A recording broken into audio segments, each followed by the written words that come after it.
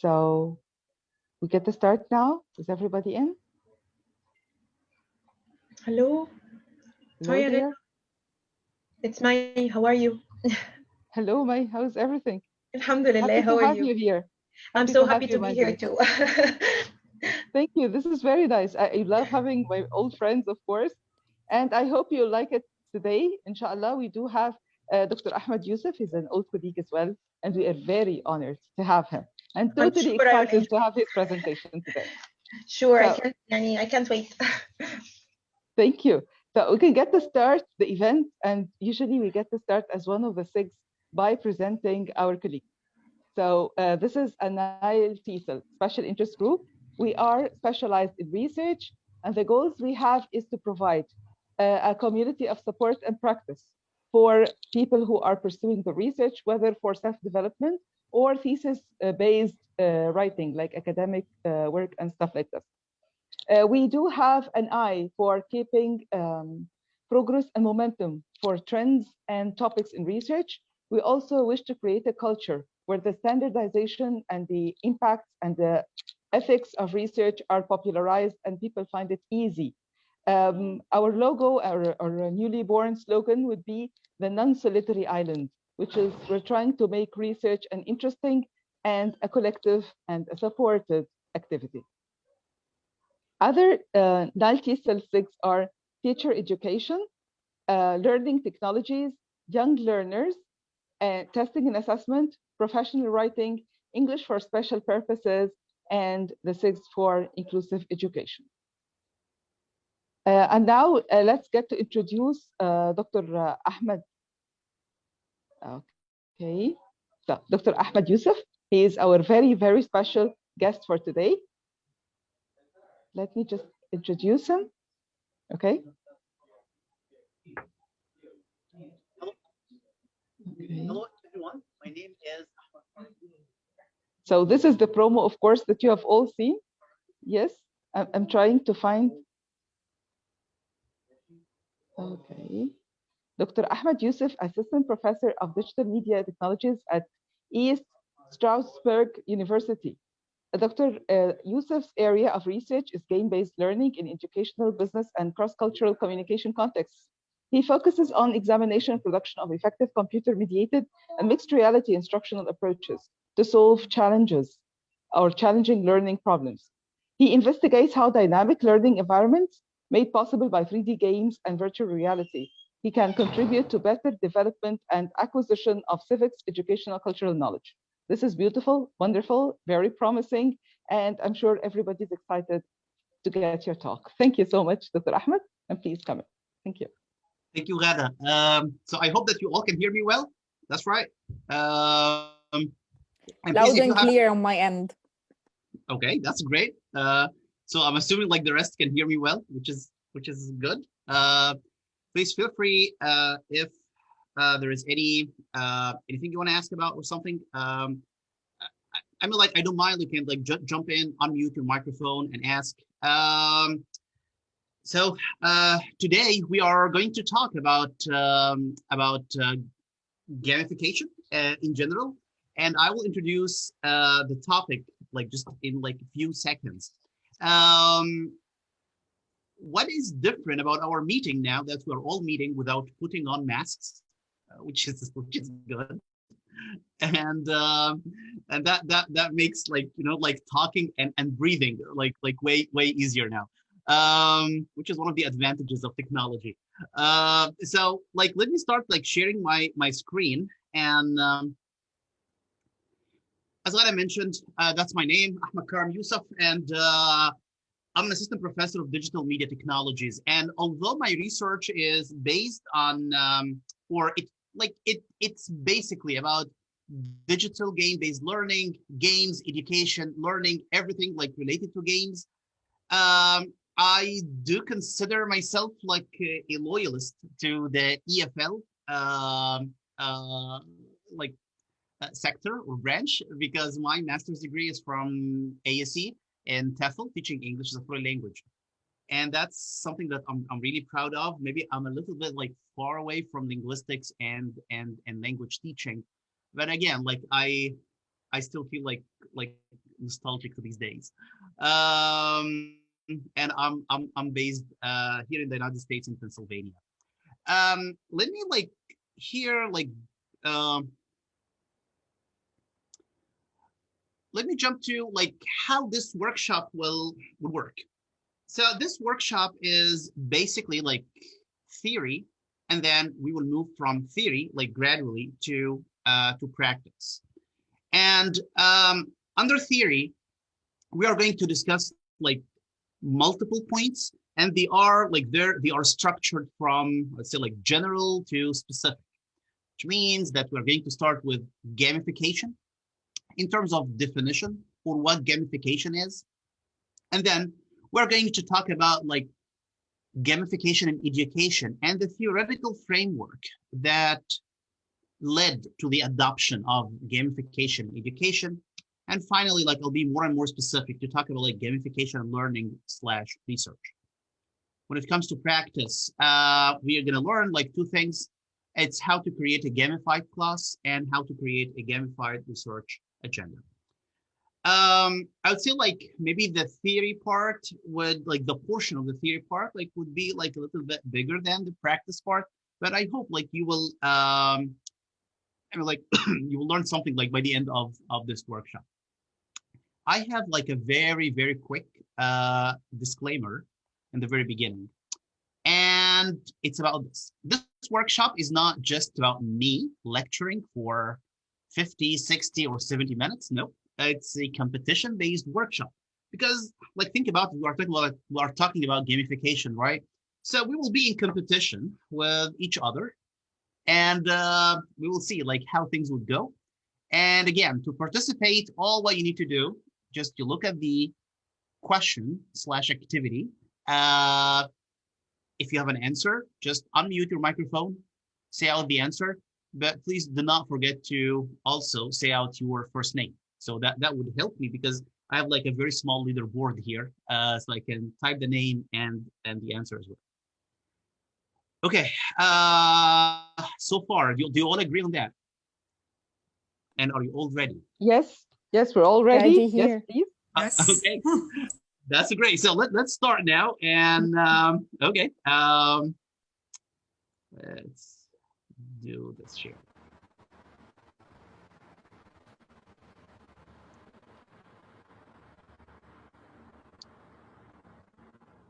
Okay, so gamification, like there is a very famous and well-known definition of gamification, and it's about like the use of gaming elements or elements of games in a non-game context or a non-game environment.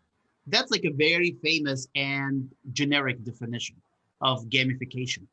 However, like I would like to focus on a more detailed definition that was proposed by Bogus in 2015. And like he looked at like simple, repeatable, scalable systems such as points, levels, badges, and other rewards. So we use them in a non-game context or a non-game environment. So it can be used in marketing. It can be used in military. It can be used in different things. As long as you want to motivate people and you want to add that kind of interaction and engagement, so you can use any of these, what we call them, like feedback systems, like the points, level, badges, and other rewards, things that we are going to tackle during this workshop. And it is relatively a new field when it is associated with education. And in fact, like gamification started in 1910, I believe. And it is derived from the military concept of ranking. And when it was first used, in business. And then when we adopted to education, that was a little bit relatively new. So it's not that old. It's not like as old as using gamification in marketing or something.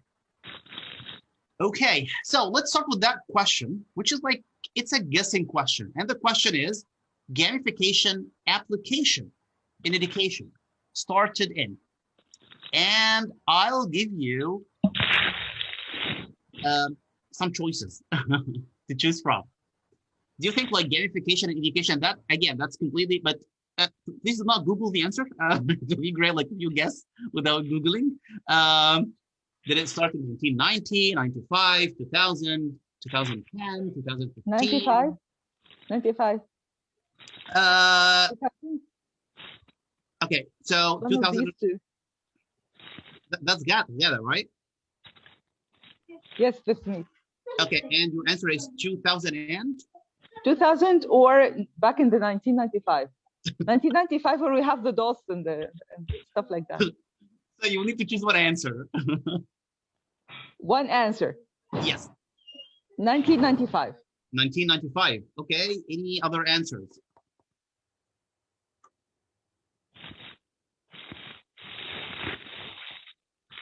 It's just guessing, don't worry, it's not graded.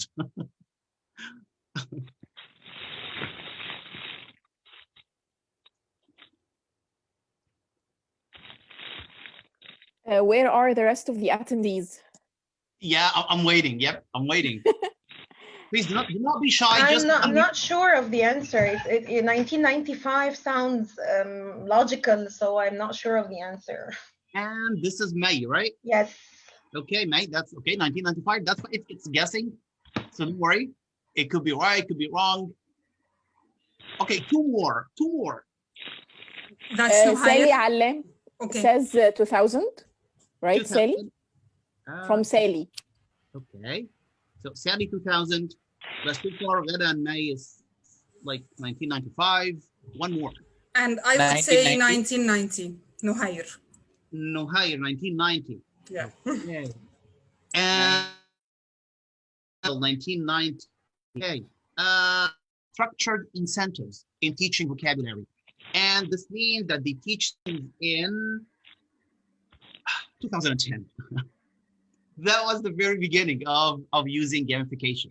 Yes, gamification has been used in other fields, but it's not like to be formally used.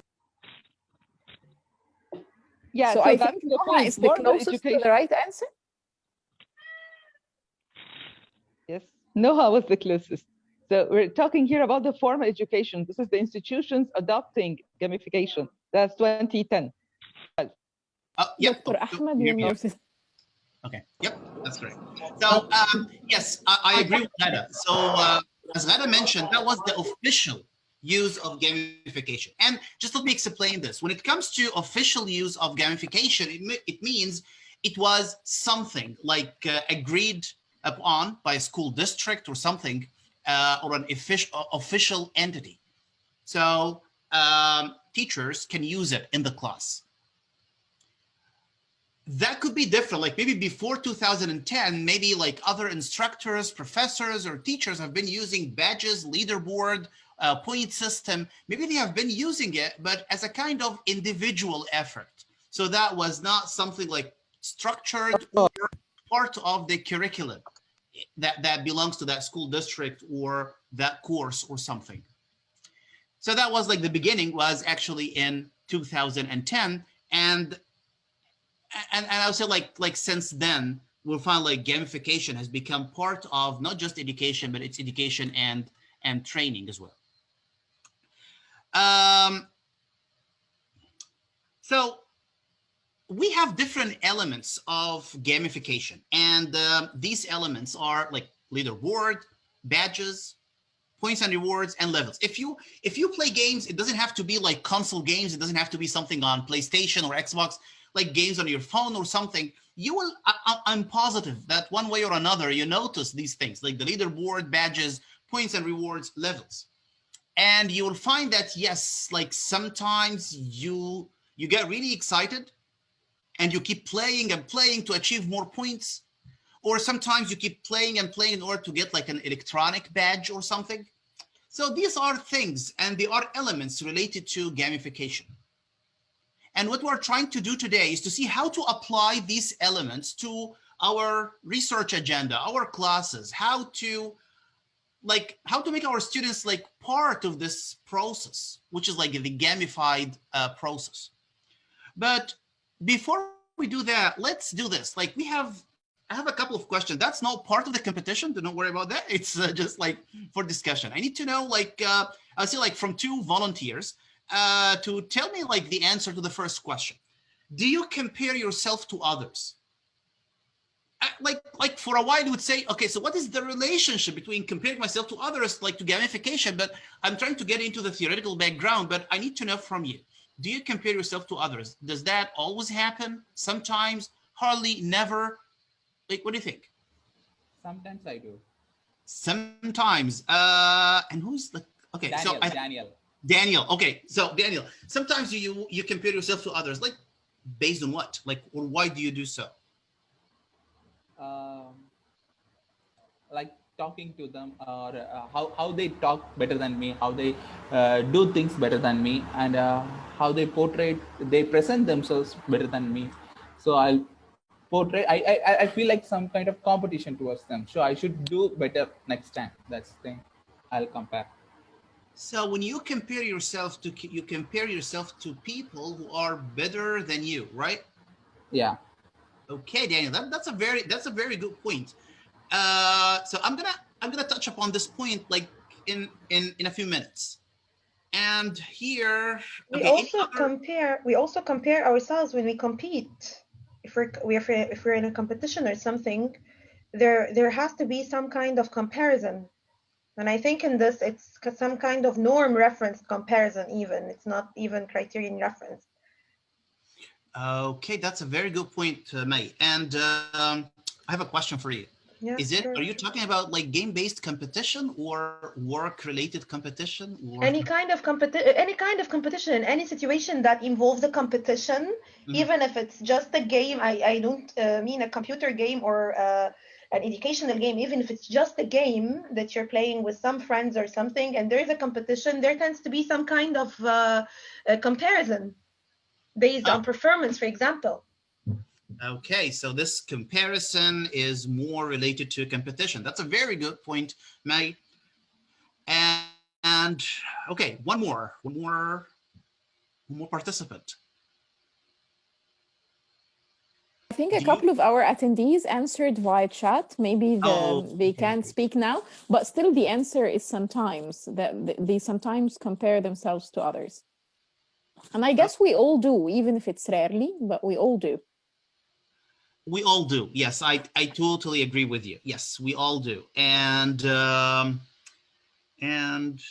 Hiba mentioned that if there is certificate, yeah, that's very similar to my point of view. That's if it's something related to competition, certificate, like there is a reward at the end. We do compare ourselves to others. That's correct. Sometimes, yes. I'm just like going over the chat, and so that's really good. I would say like consensus. So one way or another, yes, we do compare ourselves to others. But my second question here is, do you think this is something good or bad? When you compare yourself to others, like, is it something positive? Is it something negative? What do you think? I think it depends on the implications of the comparison. So why are you comparing for? If it's like you want to motivate yourself and put yourself with an already going on movement, so they help you achieve more, that would be positive competition, a comparison. But sometimes people would do that when they are like feeling low on themselves. It wouldn't really be positive, or it wouldn't help. So this is what I think. I totally agree. And I also agree. Sometimes because there is a misconception that comparison is a negative thing. It's demotivating. It's not good. That's partially correct. But again, this is not all the truth, because sometimes comparing yourself to others would be like a source of motivation. And that would be something like based, like this is the theoretical framework. Like when we talk about gamification, the answer is, why should I use badges or leaderboards or points or rewards? Like, why should I use all this as part of my... The answer of Dr. Rasha here is very relevant. She says that maybe it's benchmarking. So competition would be used for that, or comparison would be used for that. Wow, that's a wonderful answer, because yes, that's correct. That's the essence of social comparison theory. It's not just like, I mean, like this theory, it is related to psychology, and it predicts that yes, individuals compare themselves to others. And the good thing here, like in the answers, I don't think like we received any answer that would say, oh, never, I never compared myself to anyone else. No, that's not true. One way or another, we're going to compare ourselves to other people. Maybe we do this explicitly, maybe we do this implicitly, but it happens. And we engage like in such comparison, and yes, and this answer is truly correct, because we are trying to establish, to come up with a benchmark, so you can measure yourself. Am I doing well? I'm not doing well, so I need to do more. Or maybe, yeah, that's really great, I'm on top. No, I'm still behind. So you're trying like to establish this benchmark. And because it's life, so there is no one kind of like one set of benchmark. It is different from one person to another. And that's something that people use social comparison theory for. It's in psychology, and that's why they started to use also gamification based on this theory. So when we talk about comparison, like let's be specific about that. When we talk about comparison, we have two types of comparison. So it's either you compare yourself to people who are like better than you are, could be, and other people will compare themselves to others who are, I say, like they are worse or not, they are not as good as you are. And both are legitimate types of comparison. Like the first one here, like I compare myself to people who are better because I need to create that sort of motivation. I want to inspire myself, and that's fine. And sometimes if you are feeling down or you're not feeling well, so what you need to do is to compare yourself to people who are, I say, like worse or something. So maybe you feel better a little bit, like, which is like concept, like definitely we say alhamdulillah every time, but like whether good or bad. But you know, like especially when you compare yourself to people who are worse, so you say, okay, so that's good that I'm there, that's good that I'm still like this, for example. So that's the social comparison theory. And if you look at this, when we apply this to gamification, I want you like just to have a look at this leaderboard. And this leaderboard, like you have some names, some nicknames or something, and it's a very close leaderboard. And let's say that is connected to maybe performance or grades or something, or behavior of some of the students in the class or something, or maybe some of your colleagues and their achievement at work. So you found like Hamster Toad, like he's 49 and Jesse is 41. So this means that like Hamster Toad, like according to this benchmark that we can see here on the screen, so this means that Hamster Toad is doing really great. He's doing really great. And just compare him, like number 1 to number 9, Bolivar. Like Bolivar, like will need to like do a lot of effort in order to like to go up in this leaderboard.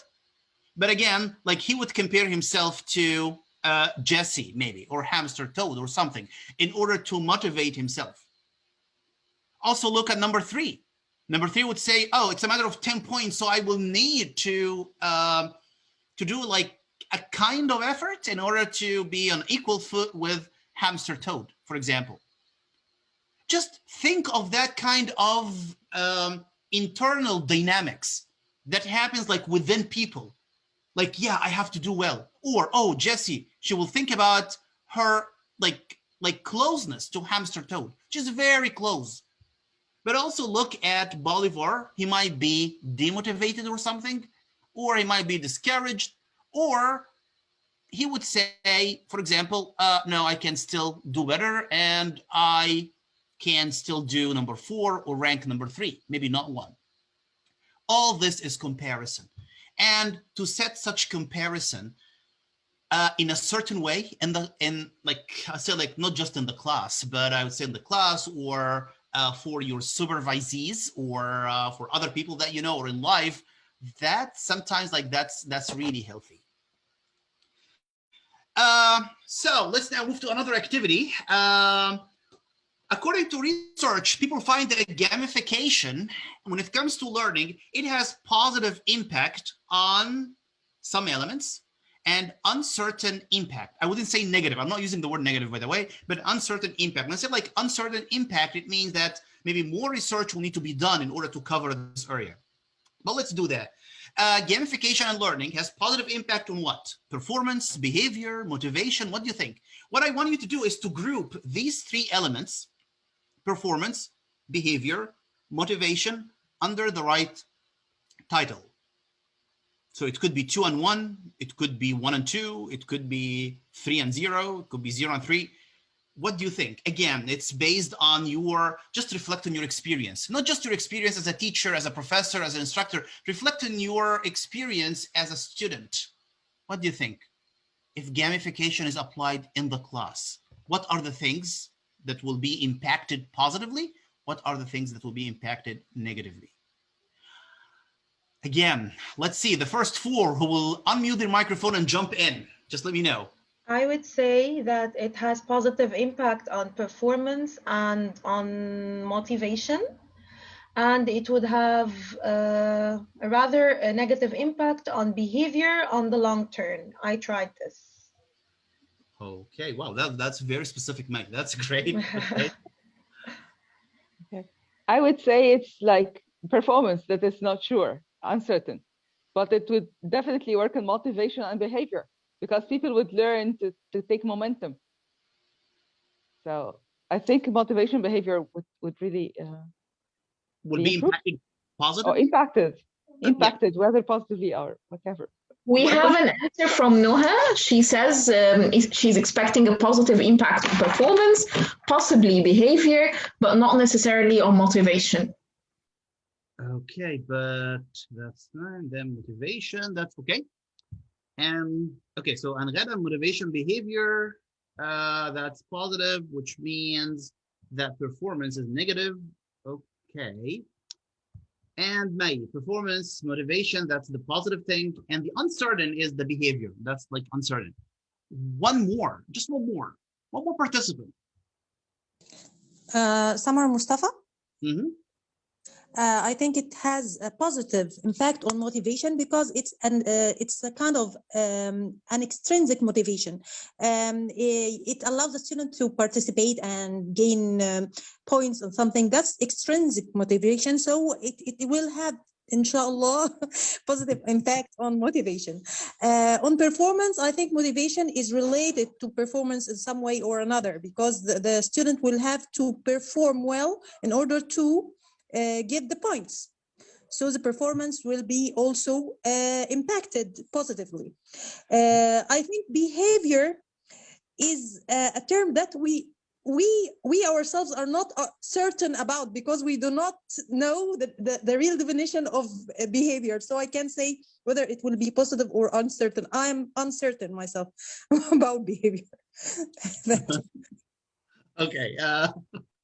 I think that's a very good contribution, Summer. Thank you. And just I'm going over the chat and see.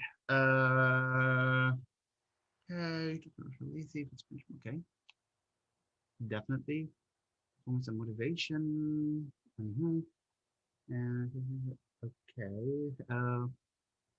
Okay, that's good. Now let's see what research mentioned.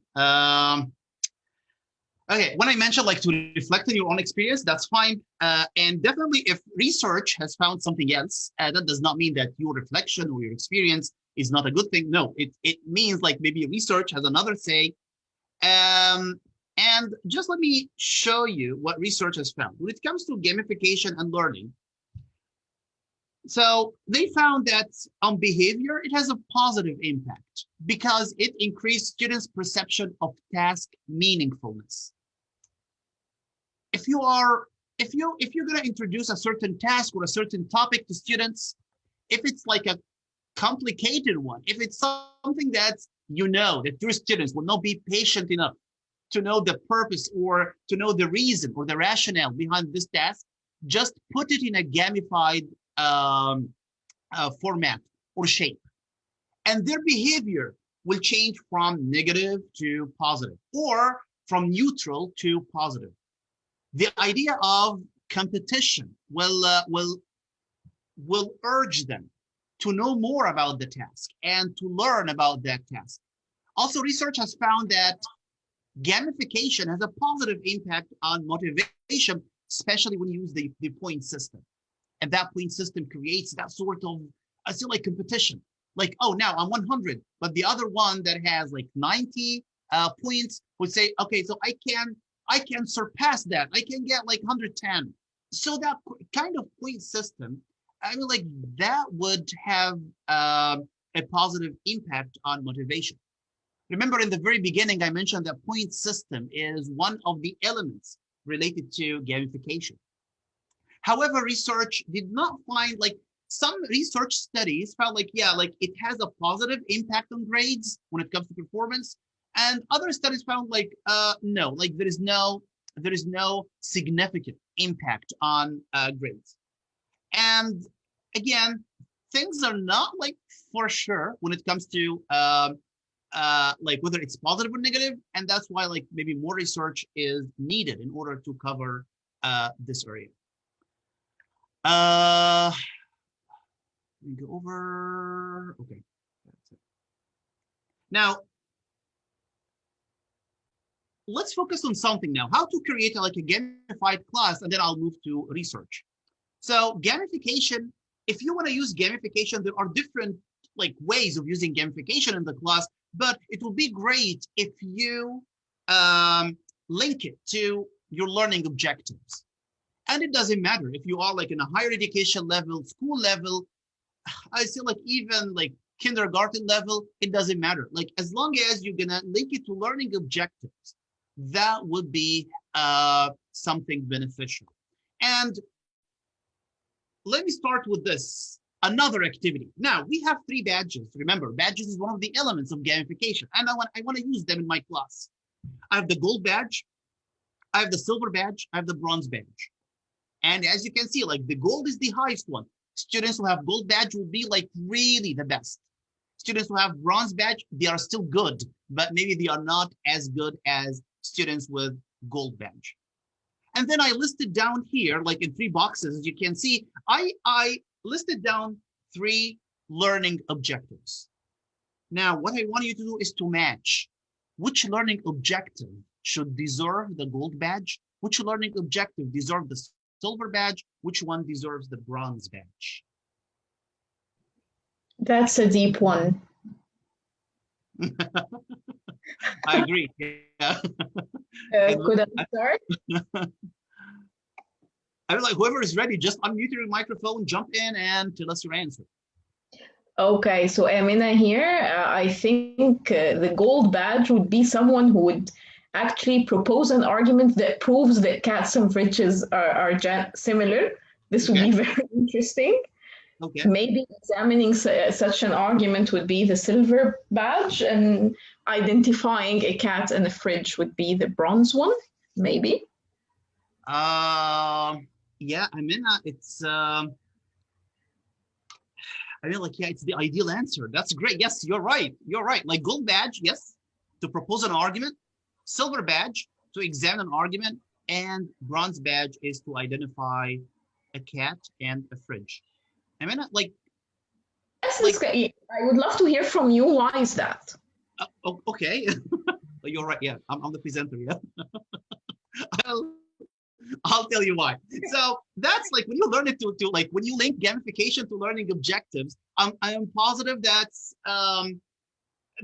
we one way or another we heard about like Bloom's taxonomy. So when you put these learning objectives, and Bloom's taxonomy like is like a scholar researcher, his name is Bloom, and he started like, you know, like to put the learning objective like from basic learning objective, like when you ask your students to recall something or to show something or to identify something or to organize something, that's very basic. And it wouldn't require that kind of effort to achieve that learning objective. And when I say effort, it's effort in terms of like achieving the learning objective, not to prepare that learning objective. And then Bloom's like is moving, like he moved a little bit like a step higher. And he said, but any learning objective in which you will ask students to analyze something, to evaluate something, to assess something, to distinguish between like two things or whatever. So that belongs to the, I say like the middle level, which is like to analyze and evaluate.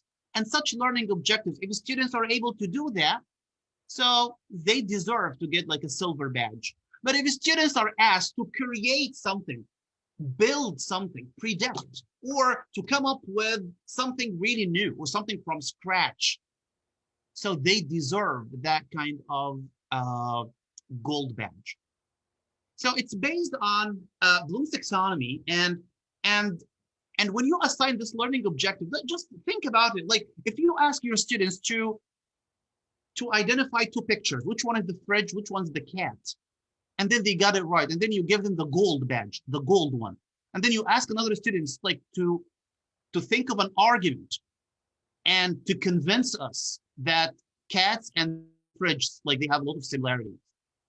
It will take time from that students to find an answer, but just imagine that it will take time. The student will take that much time, and then after he's done or after she's done, you will tell her, "Oh, great, that's a very good job. You did really a good job. You know what? You will get the bronze badge." That would be very demotivating, because according to this social comparison theory, that students will compare herself to the other student who got a gold badge for like something that didn't take that much effort. So make sure that your badges or leaderboard or something, they are in harmony with the complexity of the task or the learning objective. And by the way, this badge could be something that you print out and then you give it to students. It could be something electronic, like if you are using a certain learning management system like Canvas, D2L, Moodle, or something, you can or you may implement some of these badges. So they will be sent, could be on their dashboard or sent by email or something. So they got to know that they got this correct. And then you can apply this to any other thing, like a multiple choice exam. If I got it correct, I can get bronze badge. That's good. But what about like an essay exam? If I'm going to write something, if I'm going to write like a term paper, definitely that's not bronze badge. Definitely that should be like a gold one. So Amina, yep, you did a good job. That's the rationale behind like linking gamification to learning objectives. Thank you so much for that. Thank you. And then now let's apply this to research. And when it's the same concept. Like as long as you got this concept, that's the same thing. If you want to create like to apply this, I think Karim is here, right? Okay, yeah, but he's there.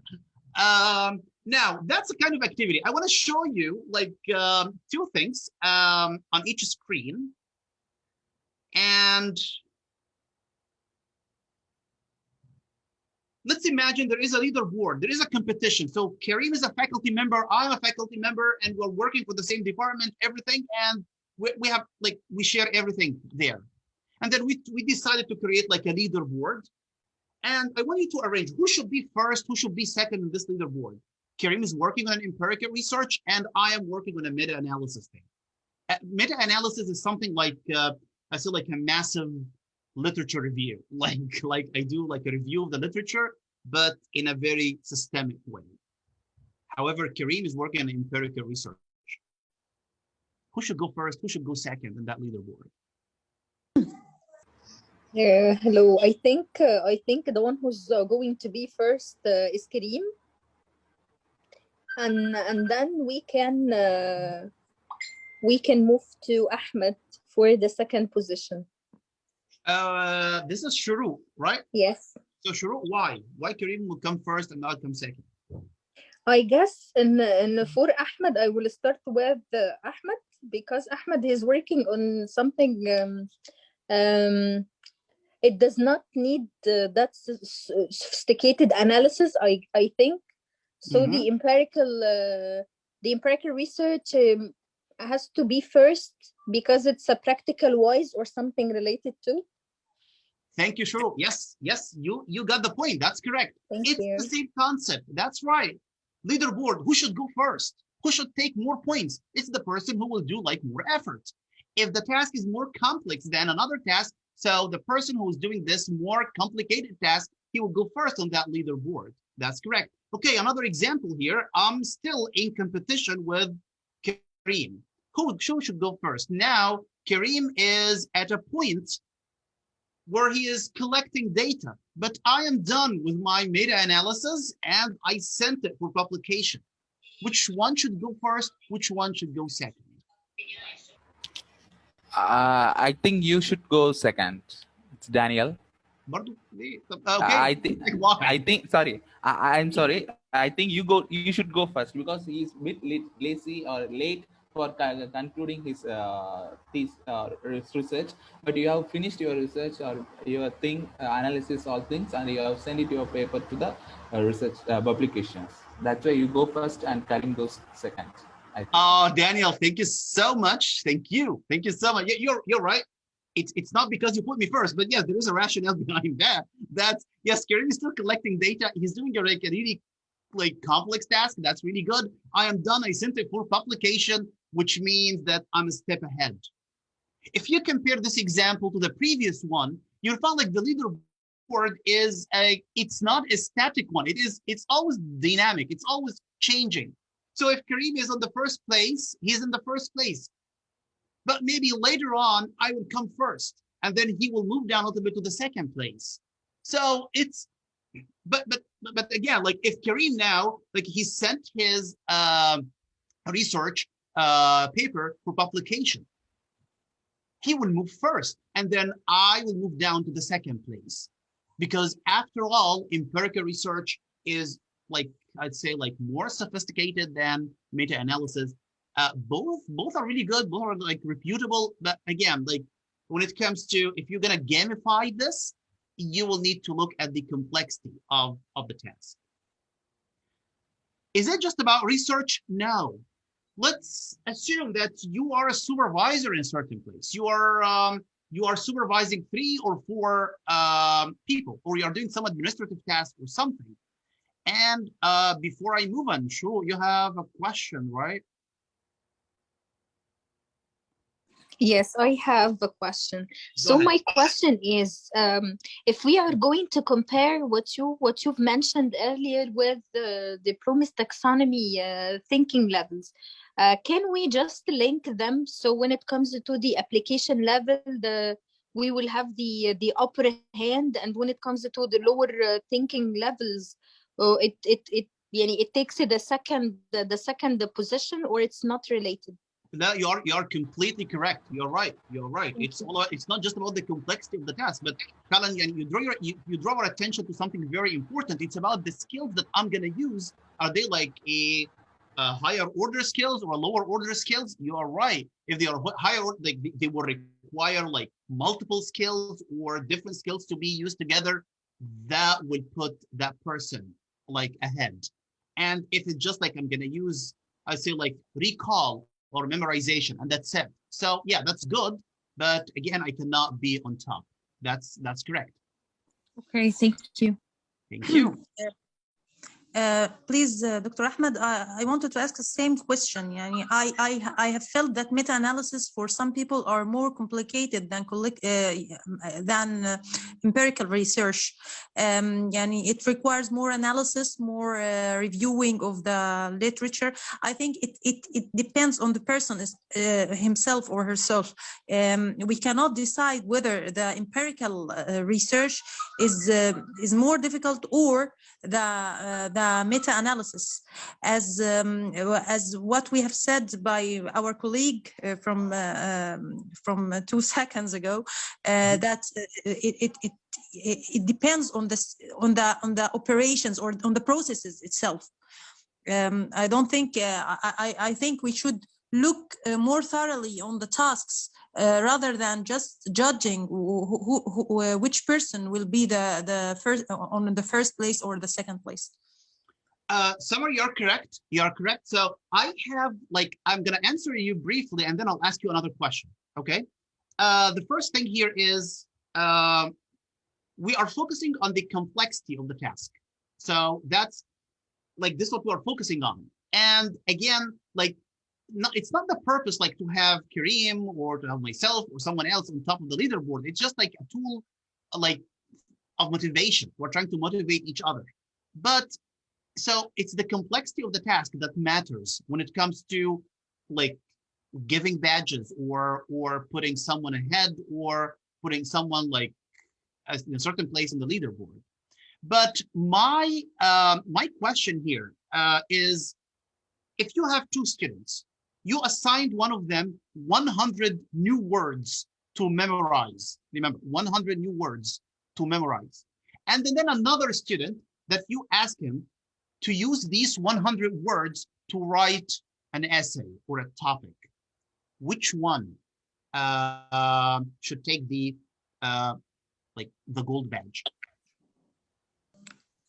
Well, I don't know, but I think there is individual differences. I cannot assign 100 to one person who is not, I know his memory is not that like, sorry, I always reflect on the individual differences. So I can say that Ahmad and Karim, Ahmad can memorize well. I have tested him before, I have seen that before. But if Karim is not, does not have this good memory, I will give him the badge. Okay, for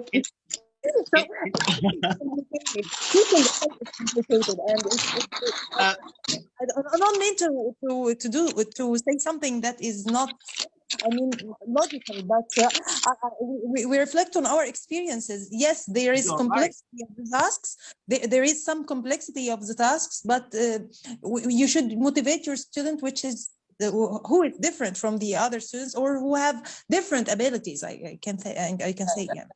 I completely agree with you, Summer. Like that's another perspective, another angle to look at it, which is like individual differences. You are right. I totally agree with you. However,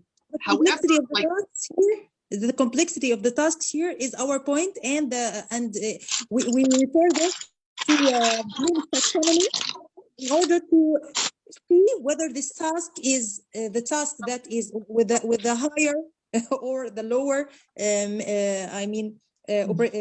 operation skills or skills. Okay. That's correct. Like what comes first is the complexity. And what I like about this discussion is when you suggested individual differences, that should be considered as well. Like that should be considered. But because like assigning like gamified what do we call it? Like a gamified thing to learning, we need a point of reference. And our point of reference here would be Bloom's taxonomy, that is focusing more on the complexity of the task. And also I can see here in the chat, I agree that I think Dua Ibrahim, I hope I'm pronouncing this well. And she mentioned like, yeah, writing will get the gold badge because also productivity, in terms of productivity, like if I'm gonna write an essay using these words together, that like my level of productivity is way higher than the person who memorized these words and then started to say them out. So productivity also is another thing. And I think Noha also agrees with us in that. I'm just like going over the chat. And again, like it's not just about research. As I mentioned, it could be like a way higher when it comes to the tasks that we do as educators. Now let's do this. Karim and Ghada this time. Karim is working on his class syllabus. Ghada is working on class materials. Which one should go first? Which one should go second? That's very tricky. Think about it. I would go first. Ghada, is it because about you or because you have a rationale? I agree that Ghada should go first. I should go first because this is very specific and it's like an already processed task. But the class syllabus, this is a lot of work, a lot of planning. Ah, okay. That's a good point, Ghada. That's a good point. And I wouldn't say like no, you're right. There's another reason for that, and I will elaborate on that reason. But just let's see, Shuru, you have something to add, right? Yes, I would go for class syllabus first because I've studied this in my master degree. So class syllabus, it's something that you have to prepare, and then you will choose the class material. So it's like what comes first, go first. We have to have the analysis first, and then we get the material, the appropriate material for whatever we really need. That's a You mean very good general point. to specific, yeah.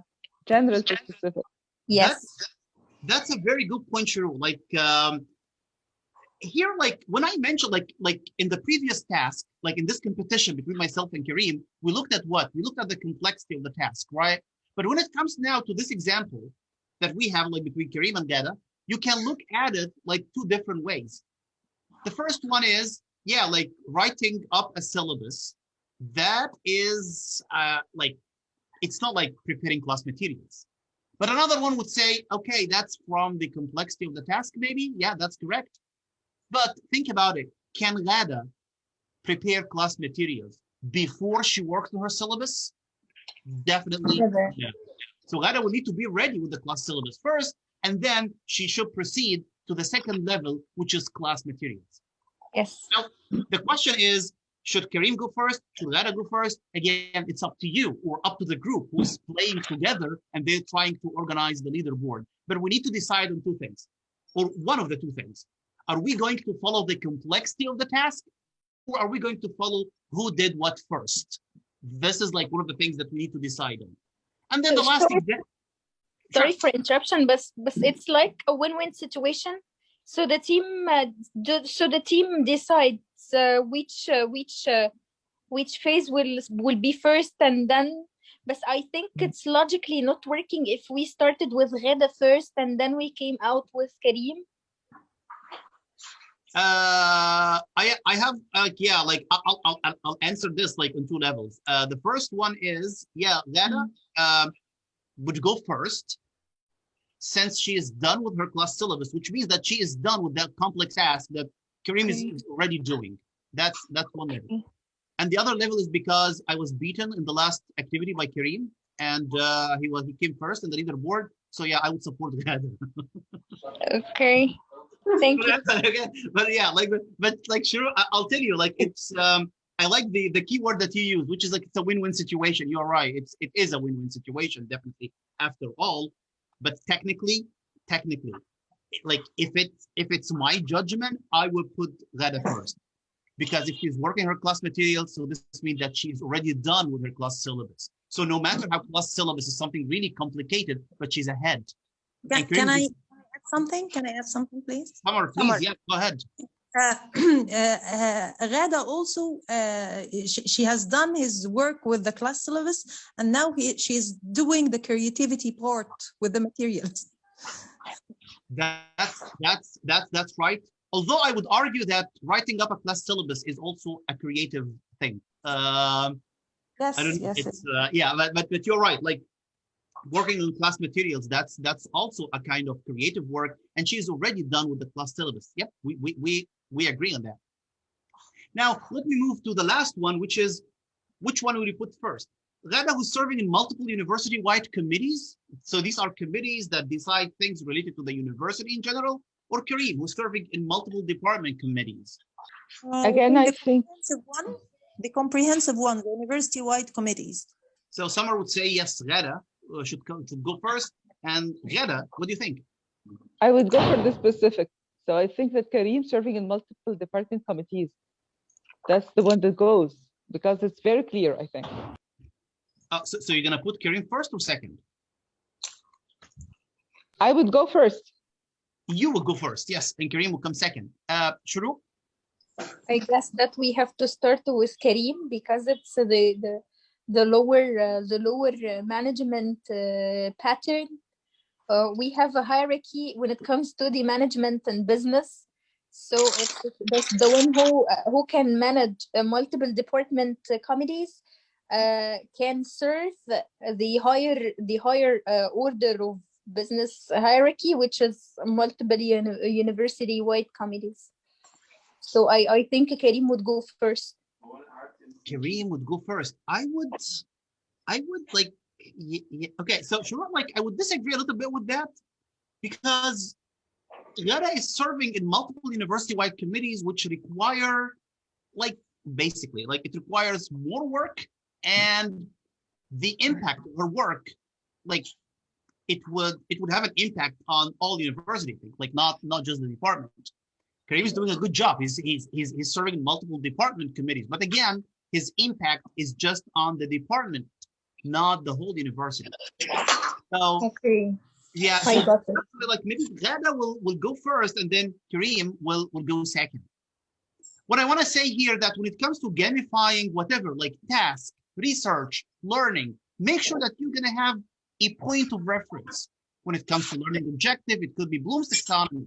When it comes to research, it could be the type of research or the stage where we are in, whether I sent it for publication or I'm still collecting data or I'm still analyzing the literature.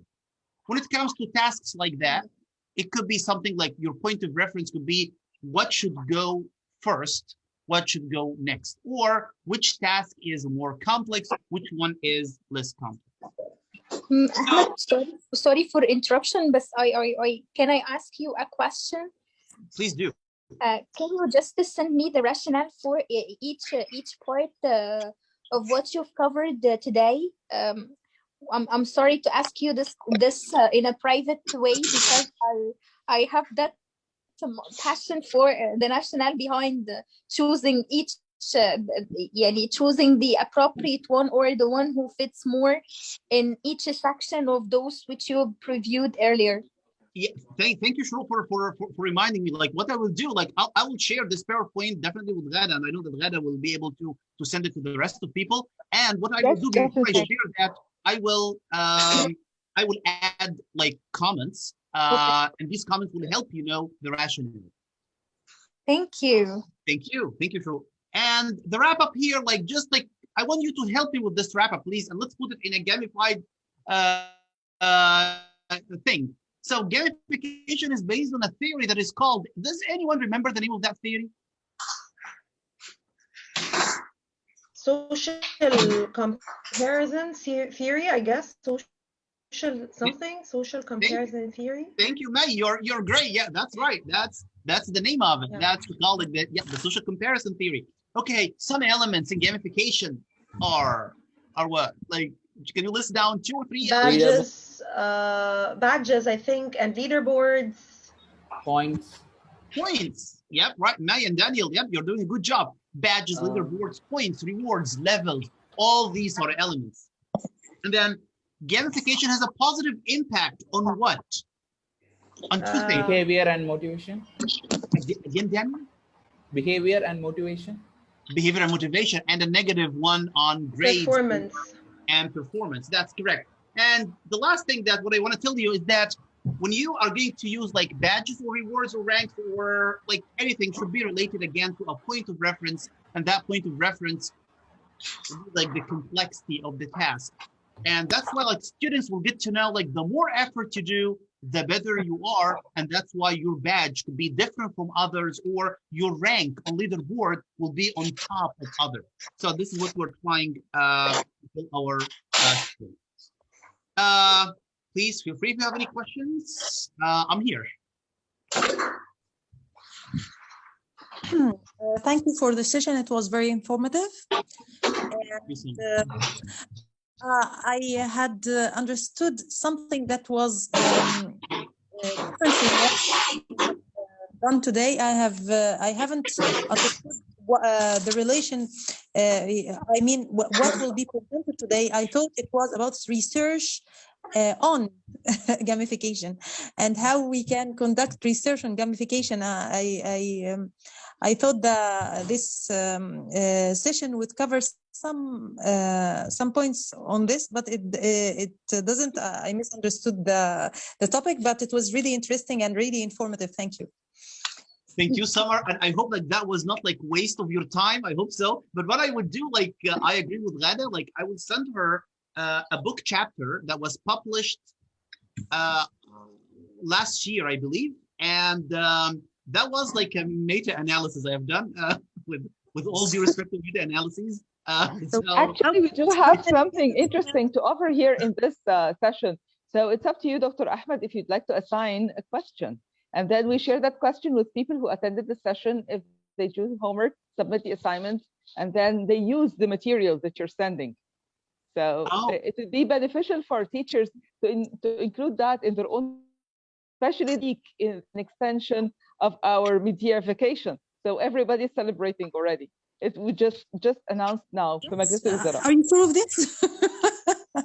Yeah, so we have time to work on our material. It would be good if you would like to share the chapter, share the activities with us, and maybe we use it. So Then we get certificates. Everybody is going to get certificates once they submit. Thank you. I mean, how can we get those? I don't know. We're going to announce on the group. So we have a Facebook group, which is the Research SIG. We're going to announce on the group. It's going to be a sequel event to what Dr. Ahmad has offered now. So you take your time and come up with the questions that you like. And I'm sure everybody's going to benefit and enjoy working on it as well. Okay, and then you create our leaderboard. Could you see? Yes. Yeah, I feel like that'll be great. And also like for all in general and for summer in specific, like if you want to pursue any research related to game-based learning or gamification, please feel free to, I'm going to share my contact information at the end of the presentation, and please feel free to contact anytime, and yeah, we can figure out something. I can help to the best of my knowledge, definitely. Thank you for that, because I was going to ask you, yeah, Doctor, this is Shiru. I was going to ask you, how can we assess the students and give them grades, the grading rubric for the gamification? I'm really interested in this part specifically, and I was going to ask you this question. If you have external supporting materials, it would be better for me. Thank you. Absolutely, thank you, Shuru. Yeah, absolutely, and I'm sure like Ghada will cover that. Like the chapter that Ghada is going to send, like hopefully to the group members. This chapter has.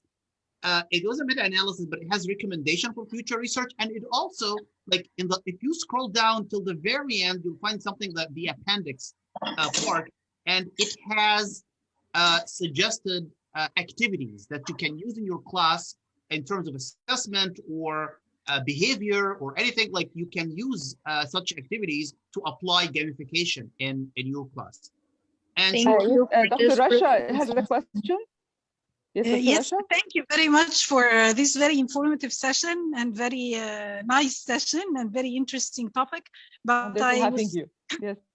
Thank you. But I was just suggesting to have some kind of a sequel as some sort of application. Yani I would like to see all this in application on a lesson, or that will make like a big difference. Thank you, Dr. Ahmad, for this interesting presentation. I would also second the opinion of having something in practice. If you have an application or some applications that we can use, especially in this environment of blended learning and teaching online and virtual teaching, I think gamification could come in handy if we know some applications that are easy to use and that are interesting for our students as well. So if you have a list of those applications that we can use and you can simply share them, this would be very nice. Absolutely, yes. So that would be, yeah, I will definitely, like right after the presentation. So I'm gonna like prepare that list of like applications, websites, and things that can help you manage your class on different levels. Yes, and it will be very helpful. Dr. Ahmad, we have a couple of questions over chat if you have the time. Yep, absolutely. And we have there's a question from Noha. Oh yeah, it was mentioned at one point that comparison to establish a benchmark is positive. Yes. It is positive. It also might be negative. It's the way that you're gonna manage that. Thank you for the question first, Noha. Yes, if you're gonna set a comparison and that is positive in a way that it will motivate students in order to get a higher rank in the leaderboard or to get more badges. So that would be positive. Honestly, it might be negative for people who will come at the very end or the very bottom of this leaderboard. So they might feel discouraged. However, remember, we as educators, teachers, professors, we are managing the whole game, right? So if you feel like some of the students, they are coming like really like in the bottom of the leaderboard and they are feeling discouraged, demotivated, what you can do that you can offer incentives. Offer incentives like you tell that person, okay, what about if you showed up on time for 5 consecutive classes, I will give you 50 points.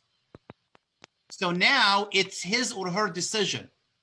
And I come in 5, like, let's say like that person is always late to class. And if you give that incentive with 50 points, he will say, okay, yeah, so I will come on time, 50 points, that will put me on number 2 or number 3 in the leaderboard, or I will get more badges. That might work. So to create that positive or negative experience, it's back to us. Like we can turn a discouraged or a demotivated person or student into a motivated one. And it's based on how you will manage this game. So let me just recap on something here. There is this something we always do, the candies in the classroom, and sometimes we use money and incentives for the students. So, I mean, we do that, we give away, we do the motivation part, but we don't have the ranking. And that is the interesting add-on. Mm-hmm. So they just like go home happy with all the chocolates and the candies, but they don't get the ranks. Right. And also something that I should have mentioned, that gamification doesn't work on intrinsic motivation. It promotes extrinsic motivation. I know like there are so many concerns about extrinsic motivation, but like gamification is used like for a class period. Like I'm not going to assign badges or leaderboard rank to a person like to be a doctor or an engineer at the end, or to be like a successful businessman at the end, because that's a very long-term achievement and it doesn't work with gamification. Gamification works better with extrinsic motivation. And in the class, yes, we need extrinsic motivation. Sometimes students are feeling down, especially with that pandemic thing, they feel down. So we need to, like boost their motivation. And this might happen through gamification as well. And I think extrinsic motivation is not something bad. I don't mind extrinsic motivation as long as my students are happy and working and achieving the intended learning objectives. Later on, they will get the idea that they have to be intrinsically motivated and they will work on themselves. Most of my students, I teach in university, so most of my students are still teenagers. I think it's very difficult to convince them at this age that there is something called intrinsic motivation and that they have to believe in themselves and in the idea of being good for themselves. This comes, I guess, with practice and with achieving small objectives or steps at the beginning. So extrinsic motivation is not bad at all, I think. Absolutely. I totally agree with you, May. Yes, it's not bad at all, as long as we use it the right way. Like we utilize motivation the right way. That's completely right. And I'm not sure, Amina, do we have any other questions?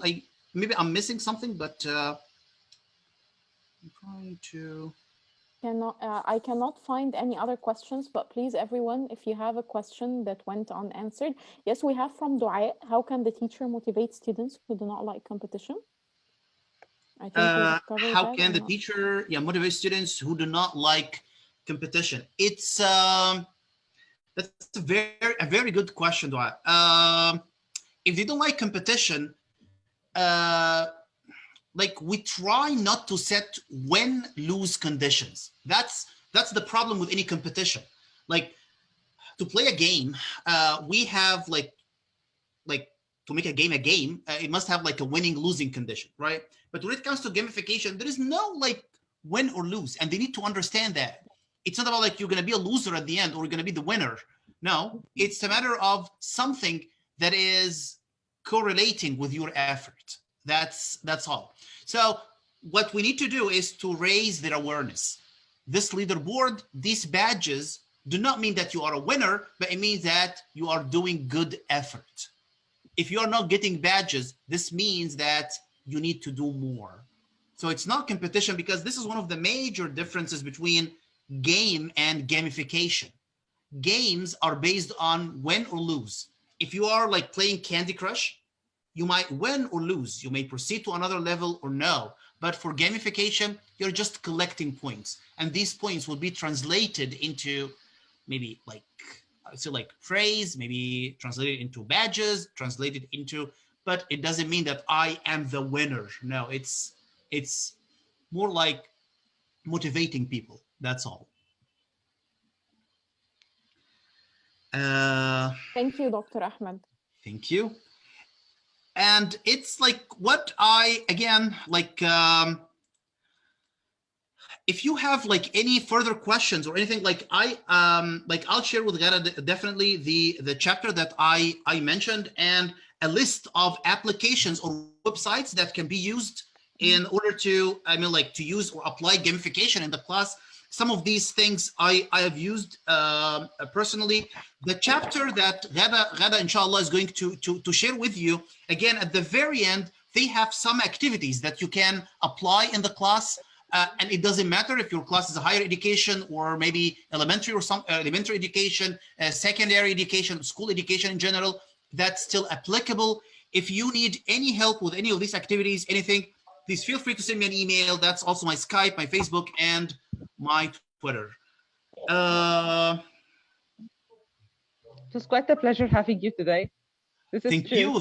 Thank you so much. So motivating and energetic, and it was like quite refreshing. This is for sure. Thank you so much, dear Dr. Ahmed, for coming today. And I hope we have time to prepare a sequel for this session where you can have some assignments for people who are interested to try their hands at the applications themselves. Yes? Shuru, you want to say something? And Salma shared something with me. Salma El-Fi'i. She says that she already is using some gamification tools. She sent me some pictures, and maybe after the event, I'm going to share it with you, Dr. Ahmed, to just like tell us which ones to use. Okay, I was just going to add something. Yani Dr. Ahmed, when she asked one of our colleagues, she asked how can we just encourage the students who might not be willing to get in the competition. I think she can use multimodality in learning itself. Yani I know my students well. I know the segments of, for example, kinesthetic students. They love this type of game. So the gamification could target the multimodality part. They really rely on. That also would work. Like given that I know my students, that also works. It's just like the only challenge would be like if I have like 100 or 150 students. Yes, or something. and a huge number of students at the same time in the class. But mostly, most of us are teaching in international schools. That's why the number of the students in our classes is quite limited, with the 20, 25 students maximum level. Correct. Yeah. So if it's a small size class, yeah, that would work definitely. Yeah. It's an alternative. That's all. Thank you, doctor. Thank you. So Selma, you want to say something? Please jump in. Yes. Yeah, I have just commented them on the link that you have shared on the group to that event. And I actually have a little tiny question. Maybe it is not related to us teaching, and maybe it is related to us learning. Like, do you think that academia is to be loved on some level or another, or it is just like something that we are all stuck with? I would like to know if we can use gamification to get ourselves motivated to finalize our researches. Thank you so much. I mean here by papers, like our own MA thesis or my dissertation after I get to finish my MA, inshallah. So any tips on getting us motivated to sit on the research beside using or choosing the best topic or the most interesting one? Because sometimes we choose the most interesting topic to us and still we have a trouble sitting there finalizing it. I think you can relate because here is the research stick. Thank you so much. That's a very good. It's a very good question, Salma, and very realistic. You're right. I agree. It's sometimes when you work on a paper or research or something, like you feel like you're really demotivated, and that's the beauty of extrinsic motivation in this case. Just assign yourself rewards, and it's, and of course, like when you work on a paper, so you're not gonna finish this paper like in 1 day or 2 days or something. Like, of course, like you spend like weeks, right? Like writing this paper, if not months. So what you need to do, like you're gonna like for example, yeah, I'm gonna work on the literature review, and if I am done, I will treat myself, or I will go out with my friends, or I will. So you see, like that kind of extrinsic motivation, and it will be great also if you have a motivator. Motivator means like some of your friends or your group of friends. So they always like yourself going out with them, having lunch with them, like doing any activity is linked to your progress. And I am positive, like people will encourage you to do so, so you can come together or something. But like bottom line, I believe like yeah, extrinsic motivation in this case would help a lot. It would help a lot. Thank you so much, Doctor. Actually, you have just chosen the literature review, that the thing that I like most, you know. It's like my most liked ever. Thank you so much, Doctor. That's really helpful. Thank you. Yes, and I wish to add something, which is like our session for today. It's like one of the little steps that we are taking in order to make the culture for academics very accessible. The motivation part. Like everybody here has noticed, most of the presentation was going in theory, not just in practice. So looking at the theory, this is the thing that is most interesting for academics and not just the teachers. So we are trying to help each other read out, share the information, look at the thinking process, the mindset of creating the activities themselves. And every time as teachers, we are attending things, we are going through we're reviewing our work. We are looking at the faces of fellow academics. We get to say hi. It's also linked to our purpose. So it's the non-solitary island. This is the thing that Dr. Nuhair has added to the research SIG. And I hope, inshallah, we make the momentum for everyone accessible. Yeah, that's the beauty of being like part of a group. So they all share the same interest, and they can answer each other's questions based on experience and based on so many things. But this is the beauty of working, and even working in groups, not just joining groups, but like working in groups. That's so good. So I guess we come to the end of our session. Thank you so much, Dr. Ahmad, for coming today and for keeping you longer than planned. So it was quite refreshing and really nice. And I hope everybody on board would find it motivating. And we are celebrating one extension of our vacation. And so someone's asking a question here. She's asking about the certificates. We'll do that once we plan the assignments. Don't worry, we're going actually to announce it on the group as well. Thank you everybody for coming, and enjoy your weekend. Thank you. Thank you. Okay.